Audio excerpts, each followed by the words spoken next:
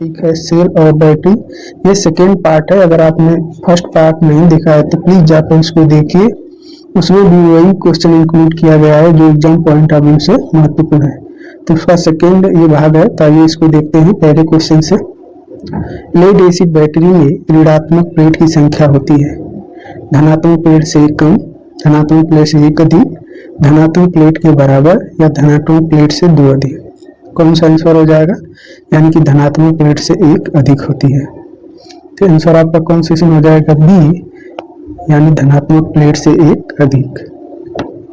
आगे दूसरा, निम्नलिखित में से द्वितीयक सेल के दोष नहीं है, अर्थात वो प्राइमरी के दोष है, प्राइमरी सेल के। तो पहला है स्थानिक क्रिया, ध्रुव छादन, इसको पोलराइजेशन बोलते हैं, ए बी दोनों या कोरोजन। तो इसमें कौन सा हो जाएगा आपका? ए और बी दोनों, यानी सी वाला आंसर सही हो जाएगा आपका। इसी से संबंधित आगे देखते हैं।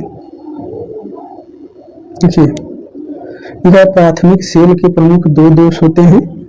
इसको पहले को बोलते हैं स्थानिक क्रिया, जिसको लोकल एक्शन इंग्लिश में बोलते हैं। देखिए, जिंक ऐसी धातु है जिसमें कई प्रकार की अशुद्धियां पाई जाती है, जैसे लोहा, कार्बन, सीसा आदि। जिंक के क्षण में अशुद्धियों के रूप में उपस्थित कार्बन के कारण गंधक के अम्ल तथा जस्ते के साथ मिलकर, यानी जिंक के साथ मिलकर अनेक छोटे छोटे सेल बनाते हैं, और इन लघु सेलों में होने वाली विद्युत धारा प्रवाह में रासायनिक ऊर्जा व्यर्थ में ही व्यय होती रहती है। यह दोष स्थानिक क्रिया कहलाती है। इस चीज को एक सिंपल वे में समझिए कि जो जिंक धातु होती है उसमें क्या होता है कि ये शुद्ध रूप से, शुद्धतम रूप से नहीं होती, जिसमें मिश्रण होता है, जिसमें लोहा, कार्बन, सीसा होता है। तो जब यह प्रक्रिया शुरू होती है, जब जिंक के साथ जब क्रियाएं शुरू होती हैं, तो वो कार्बन और गंधक अम्ल के साथ मिलकर छोटे छोटे सेल का निर्माण कर लेते हैं, और यही छोटे छोटे सेल एक जगह एकत्र होकर जो की रासायनिक ऊर्जा को व्यर्थ में ही व्यय करते रहते हैं। यही दोष क्या कहलाती है? स्थानिक क्रिया। इसका निवारण कैसे करते हैं? कि इस दोष को दूर करने के लिए जिंक की छड़ पर पारे की परत चढ़ाई जाती है। यानी कि जो जिंक का छड़ है उस पर क्या करेंगे हम लोग? पारे की परत चढ़ा देंगे। आगे क्वेश्चन ये भी आता रहता है कि जिंक की छड़ पर पारे की परत चढ़ाने की यह प्रक्रिया क्या कहलाती है? अमलगमेशन। क्या कहलाती है? अमलगमेशन। ये चीज ध्यान देना आपको, ये क्वेश्चन बार बार पूछा जाता है कि जिंक की छड़ पर पारे की परत चढ़ाने की प्रक्रिया क्या कहलाती है। ये चीज ध्यान रखना आपको। देखिए, दूसरा दोष है ध्रुव छादन, इसको पोलराइजेशन बोलते हैं। ये दोष कैसे आता है इसको बारे में जान लेते हैं। देखिए, रासायनिक प्रक्रिया के फलस्वरूप एनोड, यानी जो पॉजिटिव सिरा होता है, पर हाइड्रोजन गैस बुलबुले के रूप में मुक्त होते हैं। यह बुलबुले तांबे के छड़ के चारों ओर एकत्र होकर उसे अचालक बनाते हैं। यानी कि जो एनोड होता है, वो एनोड क्या होता है? वो कॉपर का छड़ होता है। ये देखिए यहाँ पे जिक्र हुआ है, एकत्र उसे अचालक यानी इंसुलेटेड कर देते हैं। वो एक चालक होता है लेकिन उसको इंसुलेटर बना दिया जाता है। इसके परिणाम स्वरूप कुछ समय तक कार्य करने के बाद सेल निष्क्रिय हो जाते हैं, अर्थात उनका संपर्क अच्छे से नहीं हो पाता है। समझ आया आपको? एक सिंपल वे में समझने से ये है कि जब हम लोग सेल में जब हम लोग इलेक्ट्रोलाइसिस की प्रक्रिया करते हैं, तो जो पॉजिटिव सिरा है यानी कि कॉपर का, ठीक है, जो कॉपर का सिरा है, इसमें हाइड्रोजन के गैस बुलबुले के रूप में निकलते रहते हैं। तो कुछ समय बाद इसको क्या कर देते हैं? वो अचालक कर देते हैं, यानी कॉपर जो चालक है इसको अचालक बना देते हैं, जिसके परिणाम स्वरूप यूज करते करते क्या हो जाती है? निष्क्रिय। यानी मतलब ये सेल के उपयोग में नहीं ले पाते हम लोग इसको, ये निष्क्रिय हो जाती है। अच्छा, इस दोष को दूर करने के लिए क्या करेंगे तब? देखिए, ये दोष दूर करने के लिए एनोड के चारों एक सरंध्र पात्र यानी पोरस पोर्ट में मैग्नीज डाइऑक्साइड चूड़ रखा जाता है। यह चूड़ हाइड्रोजन गैस से क्रिया करके जल बना देते हैं, जिसे डीपोलराइजेशन कहते हैं। यानी हाइड्रोजन अगर देखिए, जो इसका मान लीजिए ये इसका चूड़, इसमें चूड़ हम लोग MnO2 भर दिए, ठीक है। अब इसमें भर दिए हैं ये कॉपर की छड़ है, कॉपर का है, तो ये क्या बार बार निष्क्रिय कर रहा है? तो ये इसमें चूड़ भर दिया गया है, ठीक है। तो जो भर दिया गया तो इसको क्या करेगा? ये बार बार ये जो हाइड्रोजन गैस है हाइड्रोजन गैस को इसे क्रिया करके वो क्या करेगा, जल के रूप में इसको बना देगा। जब हाइड्रोजन गैस जल के रूप में काम करने लगेगी तो हमारा जो दोष होगा लगभग खत्म हो जाएगा, यानी दूर हो जाएगा, खत्म नहीं, पूरी तरीके से लगभग दूर हो जाएगा। तो ये आपका हो गया पोलराइजेशन की प्रक्रिया। आगे बढ़ते हैं, तीसरा है, ये तीसरा क्वेश्चन यह कि जब अधिक विद्युत धारा से कम समय में चार्ज किया जाए तो यह प्रक्रिया क्या कहलाती है। तो देखिए जब कोई भी हो, देखिए जब हमें लगा कि समय कम लगे और हमारी बैटरी चार्ज हो जाए, क्या हो जाए, हमारी बैटरी जल्दी से चार्ज हो जाए, अब कम समय लगे, तो उस समय हम क्या करेंगे, अब जब समय कम लगाना है तो बैटरी को जल्दी चार्ज करना है तो करंट का मान हम लोग क्या रखेंगे, हाई रखेंगे। करंट का मान क्या रखेंगे, हाई। ये प्रक्रिया कहलाती है बूटिंग प्रोसेस। क्या कहलाती है, बूटिंग प्रोसेस, यानी कि इसको बोलेंगे बूटिंग चार्जिंग मेथड, यानी बी वाला ऑप्शन हमारा सही हो जाएगा। ठीक है, आगे देखते हैं चौथा, बैटरी की चार्जिंग अवस्था जांचने के लिए सबसे अच्छा और विश्वसनीय सेल टेस्टर माना जाता है। देखिए इस प्रकार जैसे हाइड्रोमीटर है, गैस डिस्चार्ज द्वारा, हाई रेट डिस्चार्ज या आंतरिक प्रतिरोध द्वारा, तो सबसे विश्वसनीय कौन सा माना जाता है, हाई रेट डिस्चार्ज मेथड, यानी सी वाला आंसर सही हो जाएगा। आगे है पांचवा, किस बैटरी का उपयोग पनडुब्बियों में किया जाता है। किस बैटरी का उपयोग हम लोग पनडुब्बियों में करते हैं, एडिशन सेल जिसको बोलते हैं nickel iron cell, lead acid battery, mercury cell या निकिल कैडमियम सेल। पनडुब्बियों का प्रयोग हम लोग किसका करते हैं, हम लोग एडिशन सेल का, यानी ये वाला ऑप्शन सही होगा जिसको निकिल आयरन सेल कहते हैं। निकिल आयरन सेल क्यों कहते हैं, निकिल आयरन सेल क्योंकि पॉजिटिव निकिल का बना होता है और आयरन जिंक, नेगेटिव, तो निकिल आयरन सेल है। इसमें जो आपका इलेक्ट्रोलाइट यूज होती है वो पोटेशियम परमैंगनेट है,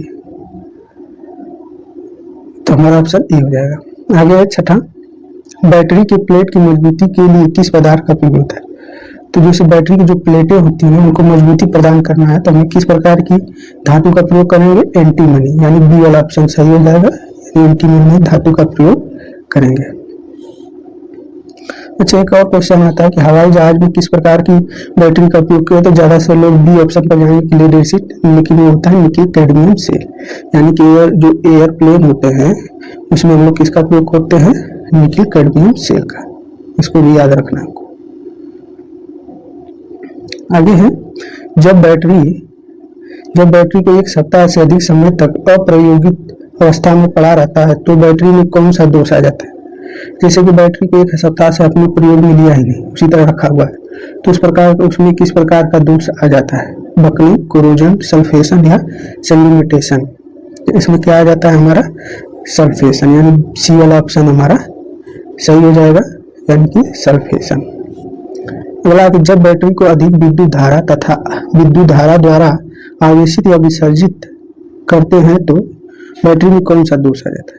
यानी कि अगर कोई बैटरी है, आप उसको अधिक धारा से क्या कर रहे हैं, या तो चार्ज कर रहे हैं या उसको डिस्चार्ज कर रहे हैं, तो इसमें कौन सा दोष आ जाएगा, ये दोष होता है बकलिंग, यानी ए वाला ऑप्शन हो जाएगा, यानी कि कौन सा दोष हो जाता है, बकलिंग का।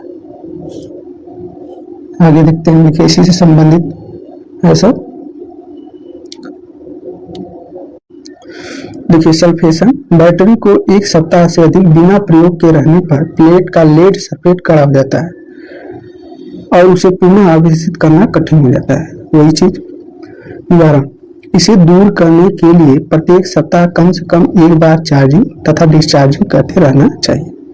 इसका निवारण यही है कि आप एक सप्ताह में कम से कम एक बार चार्जिंग और डिस्चार्जिंग आपको करते रहना है, ये सल्फेशन से हम बचे रहेंगे।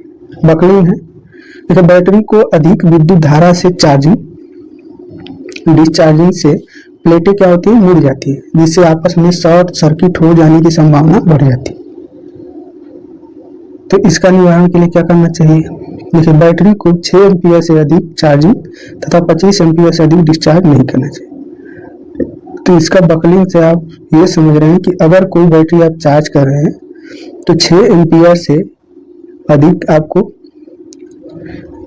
अधिक आपको चार्ज नहीं करना है, मतलब 6 एम्पीयर से अधिक से चार्जिंग की प्रक्रिया आपको नहीं करनी है। और 25 एम्पियर से अधिक से आपको डिस्चार्ज नहीं करना। ये इसका बकलिंग का निवारण है। आगे है कोरोजन कहाँ से कैसे आता है। देखिए, वायुमंडल की नमी जो वातावरण होता है तथा अम्ल छिटकने के कारण बैटरी के संयोजकों पर यानी जो इलेक्ट्रोड होते हैं ऑक्साइड की परत यानी सफेद नीली परत जमा हो जाती है, जिसे संयोजकों में बाधा डालता है, यानी मतलब कनेक्टिविटी में बाधा डालने लगता है। निवारण, बैटरी संयोजकों को गर्म पानी से समय समय पर साफ करना चाहिए और ग्रीस का पतला लेप चढ़ा देना भी लाभदायक होता है। ये इसका लेवल। कोरोजन का क्या है कि जैसे बैटरी आप बाहर रखे हैं तो उसमें हम जानते हैं वातावरण में नमी होता है और कुछ अम्ल उस पर चिटक के चले गए इलेक्ट्रोडों पर, तो एक ऑक्साइड एक सफेद नीली परत जमा हो जाती है जो उसे कनेक्टिविटी में बाधा डालती है, वो ही होता है कोरोजन। तो ये निवारण आपका हो जाएगा कि आपको ठीक है, तो निवारण हो जाएगा। अगला है सेडिमेंटेशन। लेड एसिड बैटरी की प्लेट धातु से ना बनकर रेड लेड यानी Pb3O4 होता है, इसमें O4 से बनी होती है, जो चार्जिंग एवं डिस्चार्जिंग के दौरान रेड लेड की कुछ लुगदी यानी टुकड़े झड़ जाते हैं और जल के साथ अशुद्धियां तली में एकत्रित हो जाती है, जिससे शॉर्ट सर्किट की संभावना बन जाती है। जैसे जो लेड एसिड बैटरी है तो उनकी जो प्लेटें क्या होती है, रेड लेड की बनी होती है, तो जो चार्जिंग डिस्चार्जिंग की प्रक्रियाएं जब होती रहती हैं तो उसके कुछ टुकड़े छोटे छोटे टुकड़े नीचे तली में चले जाते हैं, जो एकत्र होकर एक शॉर्ट सर्किट की संभावना को बनाते हैं। तो इसके निवारण के लिए डिस्टिल वाटर का प्रयोग करें, यानी अशुद्ध जल का प्रयोग करना चाहिए। आगे है 9, विद्युत अपघट्य में धारा का प्रवाह किसके कारण होता है। यानी जो इलेक्ट्रोलाइट होती है इसको विद्युत अपघटन कहते हैं, तो इसमें धारा का प्रवाह किसके कारण होता है, प्रोटॉन के कारण, आयन के कारण, इलेक्ट्रॉन के कारण या न्यूट्रॉन के कारण। तो इसमें क्या होता है, आयन के कारण होता है, और धातु में किसमें होता है, इलेक्ट्रॉन के कारण। तो ऑप्शन हमारा बी हो जाएगा, यानी इलेक्ट्रो आयन के कारण। इसमें आयन, धनायन और ऋणायन होते हैं। रासायनिक प्रभाव की खोज किसने की थी, तो रासायनिक प्रभाव की खोज माइकल फैराडे ने की थी। ऑप्शन सी सही हो जाएगा। इलेक्ट्रोलाइट के बारे में जान लेते हैं। विद्युत अपघट्य, जब किसी विलयन और कार्बनिक में विद्युत धारा प्रवाहित की जाती है तो उसे इलेक्ट्रोलाइट कहते हैं। यह विद्युत का सुचालक है। सुचालक मतलब जिसमें विद्युत का प्रवाह हो सकता है मतलब होता है, ठीक है। और कार्बनिक मतलब होता है जिसमें विद्युत का प्रवाह न हो, जैसे आपका हो गया सरसों का तेल हो गया, वनस्पति तेल हो गया और एक्सेट्रा बहुत सारे हैं। देखिए, जिस बर्तन में इलेक्ट्रोलाइट की क्रिया होती है उसे वोल्टमीटर कहते हैं। यानी कि इसमें इलेक्ट्रोलाइट का जो प्रोसेस होता है इसको क्या हम लोग बोलते हैं, वोल्टमीटर, या इसको बोलते हैं इलेक्ट्रोलाइट सेल भी बोलते हैं। तो इस चीज को भी ध्यान रखना आपको। आगे के विद्युत अपघटन में धारा का प्रवाह आयन के कारण होता है, इसके ऊपर हम लोग पढ़ चुके हैं। स्टोरेज बैटरी का ईएमएफ यानी विद्युत वाहक बल इलेक्ट्रोमोटिव फोर्स बोलते हैं। इलेक्ट्रोलाइट के प्रकार और प्लेट के क्षेत्रफल पर निर्भर है, यानी जो प्लेट का क्षेत्रफल और इलेक्ट्रोलाइट इसमें क्या प्रयोग किया गया है उस पर निर्भर करता है स्टोरेज की बैटरी। आगे है रासायनिक प्रभाव। जब अम्लीय विलयन में से विद्युत धारा प्रवाहित करने पर विलयन में घुले पदार्थ अपने अवयवों में विभाजित हो जाते हैं, यह विद्युत धारा का रासायनिक प्रभाव है। यानी कि जो मान लीजिए जो इलेक्ट्रोलाइट है उसमें हम लोग विद्युत का प्रभाव करते हैं, जब इसे हम लोग विद्युत का प्रवाह करते हैं तो ये अपने अवयवों में विभक्त हो जाते हैं। जैसे H2SO4 है तो ये अपने अवयवों में विभक्त हो जाते हैं। यही प्रक्रिया रासायनिक प्रभाव कहलाती है और रासायनिक प्रभाव की खोज किसने की थी, माइकल फैराडे ने। तो इस चीज को भी ध्यान रखना आपको। 11 है निम्नलिखित में से विद्युत अपघट्य के नियम दर्शाता है। ZIT, M बराबर ZQ, AB दोनों या इनमें से कोई नहीं। तो M बराबर ZIQ और M बराबर ZQ ये दोनों एक ही चीज है, क्योंकि Q बराबर क्या होता है, IT, तो IT की जगह Q रख सकते हैं। सी वाला ऑप्शन सही हो जाएगा। बैटरी का कंटेनर किस पदार्थ का बना होता है, आपको बताना है। कठोर रबर, कठोर ग्लास, ये भी दोनों इनमें से।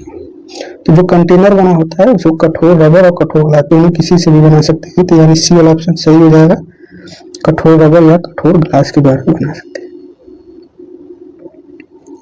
माइकल फैराडे ने सन 1833 ईस्वी में विद्युत अपघटन के 2 नियम दिए थे। ये नियम बहुत ही महत्वपूर्ण है। देखिए, विद्युत अपघटन का प्रथम नियम क्या कहता है, किसी इलेक्ट्रोड पर मुक्त हुए तत्व का द्रव्यमान विलयन में, यानी जो इलेक्ट्रोलाइट है, विलयन में प्रवाहित की गई विद्युत धारा तथा समय के गुणनफल के समानुपाती होता है। ये कह रहा है पहला नियम। या इसको इस तरह भी बोल सकते हैं, किसी इलेक्ट्रोड पर मुक्त हुए तत्व का द्रव्यमान इलेक्ट्रोलाइट में प्रवाहित की गई आवेश के समानुपाती। दोनों इसी से संबंधित हैं। जेड क्या होता है, विद्युत रासायनिक तुल्यांक, जिसका बार बार इसका मात्रा पूछा जाता है, तो ग्राम प्रति कूलम या किलोग्राम प्रति कूलम, दोनों में से कोई भी है, क्योंकि m बराबर होता है जेड क्यू। जेड बराबर क्यू कर देंगे तो m बाई क्यू हो जाएगा। इसको ग्राम में, ये कूलम में होता है, तो किलोग्राम में या कूलम में, तो ये चीज आपको ध्यान रखना है। आगे दिया है सेकेंड नियम है विद्युत अपघटन का द्वितीय नियम। ये क्या कहता है, यदि समान मान का विद्युत धारा एक ही समय पर विभिन्न इलेक्ट्रोलाइट में प्रवाहित की जाती है तो उसके इलेक्ट्रोड पर मुक्त हुए तत्वों की मात्रा उसके रासायनिक तुल्यांक के अनुक्रमानुपाती होते हैं। यानी मान लीजिए कि 3 यहाँ पर इलेक्ट्रोलाइट यूज कर रहे हैं हम लोग, अलग अलग 1 2 3, हाँ, इसमें m है, इसका द्रव्यमान m है, इसका द्रव्यमान m2 है, m1 है, इसका m3, तो इसका जो रासायनिक ग्रुप है Z1 Z2 Z3 इसी के अनुक्रमानुपाती होगा। ठीक है, यानी m1 बटा Z1 अब m2 बटा Z2, ये कहना चाह रहा है। आगे है 13 नंबर। 13 नंबर दिया है कि ट्रिकल चार्जिंग करते समय बैटरी को कितनी विद्युत धारा दी जाती है, कितनी दी जाती है, तो 4 से 5, 10 से 12, 2 से 3 या 25 से 50। तो कहीं कहीं 2 से 3, 2 से 5 ये देता रहता है, तो सी वाला ऑप्शन सही हो जाएगा। 2 से 5% भी कई कई ऑप्शन रहते हैं। ये वो परसेंटेज है, जैसे मान लीजिए ट्रिकल चार्जिंग में अगर आप 240 वोल्ट दे रहे हैं, जो मेन सप्लाई है, तो आप डीसी जो बैटरी को देना है जो मेन का, जैसे अब इसको कितने वोल्ट से चार्ज करेंगे, तो 240 को मान लीजिए 5% निकाल लीजिए, 5% निकाल लेंगे तो कितना हो जाएगा, 24 5 120, यानी 12 वोल्ट। 12 वोल्ट से आप चार्ज करेंगे इसको, सॉरी 12 वोल्ट करंट की बात हो रही है, सॉरी। तो अगर मान लीजिए कि आपने इसको 16 एम्पियर से चार्ज कर रहा है, तो इसका 5% निकाल लीजिए, 16 5 80, यानी कि 0.8 एम्पियर से आपको इसको चार्ज करना पड़ेगा। यानी अगर 16 एम्पियर से आप इसको चार्ज कर रहे हैं तो बैटरी कितने एम्पियर से चार्ज करनी पड़ेगी, 0.8 से। आगे है निम्नलिखित में से एक बैटरी चार्जिंग की विधि, स्थिर वोल्टेज चार्जिंग, स्थिर धारा चार्जिंग, ये भी दोनों इनमें से कोई नहीं। तो ये दोनों विधियां हैं, इसको आप लोग याद रखना है। देखिए स्थिर वोल्टेज चार्जिंग कहाँ हम लोग यूज करते हैं। इस विधि में डिस्चार्ज से पूर्ण चार्ज तक विद्युत धारा का मान बढ़ता है, यानी कि डिस्चार्ज से पूर्ण चार्ज तक आप लोग क्या होगा, विद्युत धारा का मान बढ़ता है। इस विधि का उपयोग कहाँ कब हम लोग करते हैं, जब आंतरिक प्रतिरोध का मान निम्न हो। जब आंतरिक प्रतिरोध का मान निम्न होता है उस समय हम लोग स्थिर वोल्टेज चार्जिंग विधि का इस्तेमाल करते हैं। आगे स्थिर धारा चार्जिंग विधि, इस विधि में डिस्चार्ज से पूर्ण चार्ज तक सप्लाई वोल्टेज क्या होती है, स्थिर रहती है। सप्लाई वोल्टेज क्या होगी आपकी, स्थिर रहेगी। और ये विधि का उपयोग कहाँ करते हैं, जब आंतरिक प्रतिरोध का मान उच्च होता है। ये सब बहुत ही महत्वपूर्ण बिंदु है, इनको आप लोग याद रखना है। देखिए कारों में निम्नलिखित एम्पियर घंटा क्षमता के बैटरी का उपयोग किया जाए। जैसे कि जो कार में हम लोग यूज करते हैं उसकी क्षमताएं कितनी होती हैं, तो होती है 30 से 60 एम्पियर आवर्स, यानी कि सी वाला ऑप्शन सही हो जाएगा, 30 से 60 एच की। बैटरी में इलेक्ट्रोलाइट का तल यानी लेवल होना चाहिए, प्लेट तल के ऊपर, प्लेट तल के नीचे, प्लेट तल के बराबर, इनमें से सब। तो जो इलेक्ट्रोलाइट होती है तो उसका तल क्या होना चाहिए, प्लेट है, जो प्लेटें हैं इससे क्या होना चाहिए, ऊपर होना चाहिए, इससे ऊपर। ऑप्शन तो हो जाएगा क्योंकि पूछ देता कितना लगभग, तो 10 से 15 mm, 10 से 15 mm होता है लगभग। तो ये वाला ऑप्शन हमारा सही है। 17 है कटे हुए आलू में बैटरी के टर्मिनल से जुड़े तार का रंग प्राप्त होगा। ये तो ऐसा क्वेश्चन है जिसको प्रैक्टिकली अगर कोई किया है तो उसको याद रहेगा। हमने भी इस क्वेश्चन को प्रीवियस ईयर में आए हुए देखा तो इसमें ऐड किया है। तो इसका ऑप्शन हरा है, ऑप्शन बी सही है। ये लोग हम लोग प्रैक्टिकल के थ्रू देखेंगे। आगे है कि बैटरी का प्रयोग किया जाता है क्यों। बैटरी का प्रयोग किया जाता है कि विद्युत विभव मापने के लिए, विद्युत विभव मापने के लिए, विभव अंतर बनाए रखने के लिए, विद्युत धारा मापने के लिए या शॉर्ट सर्किट सुरक्षा के लिए। तो बैटरी का उपयोग हम लोग क्यों करते हैं? विभव अंतर बनाए रखने। बी वाला ऑप्शन सही है। देखिए ये वाली पूरी कहानी, ठीक है ना। देखिए ये बैटरी है, ये अमीटर है, सीरीज में लगा हुआ है। इसका रंग देखिए ये हरा है, यहाँ से पॉजिटिव जा रहा है, फिर यहाँ से आ रहा है, यहाँ से नेगेटिव वाला है, इधर आ रहा है।